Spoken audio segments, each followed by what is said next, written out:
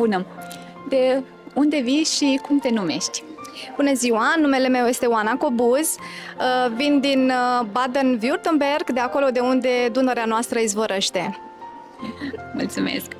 Vreau să te întreb ce ai simțit și ce gând ți-a rămas astăzi în suflet după această conferință? Ce anume a atins cel mai profund în tine, ceea ce ai trăit astăzi? În mine astăzi m-a atins cel mai mult sentimentul de apartenență, pentru că noi, românii din diaspora, venim în Germania cu sentimentul că ne-am pierdut părți din noi, din rădăcini, din limba românească și uneori ne simțim singuri aici în diaspora. Și tocmai de aceea aceste conferințe atât de benefice sufletului, consider că sunt practic o punte între suflete, pentru că doar un român poate înțelege și se transpune în emoția trăită în fața altui român când se destăinuie, când spune cât de greu a fost, poate că integrarea a fost dură, poate că integrarea a fost durabilă și atunci consider că aceste evenimente sunt foarte benefice pentru comunitatea de români de aici. Crezi că acest eveniment a contribuit la întărirea legăturilor dintre românii din Germania?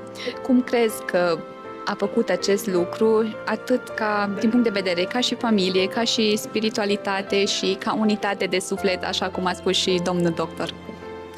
Da, consider că aceste evenimente constituie o legătură durabilă, pentru că noi aici creiem, fără să ne dăm seama, legături, cunoaștem oameni valoroși, primim sprijin real la problemele noastre și se creează lumina aceea. Chiar am simțit când doctorul Cristian Andrei vorbea și spunea că ne-a întrebat, a pus întrebări despre suflet, am simțit pur și simplu că sufletul meu este lumină și în mijlocul atâtor oameni am simțit o lumină care ne-a unit pe toți la unison. Pentru că este frumos și este important ca poporul român să rămână unit chiar și dacă este departe de țară. Și asta este cel mai frumos, că putem fi împreună și putem face lucruri frumoase, chiar dacă suntem departe de poporul nostru, de limba noastră strămoșească. Ce frumos, mulțumim!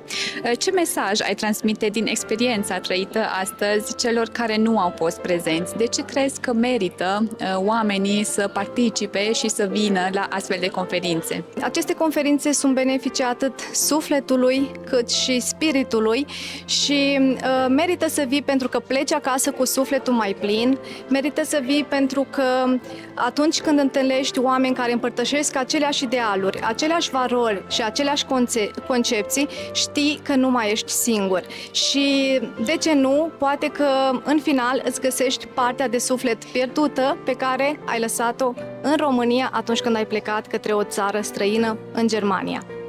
Mulțumim, Oana, și mult succes mai departe! Mulțumesc și eu!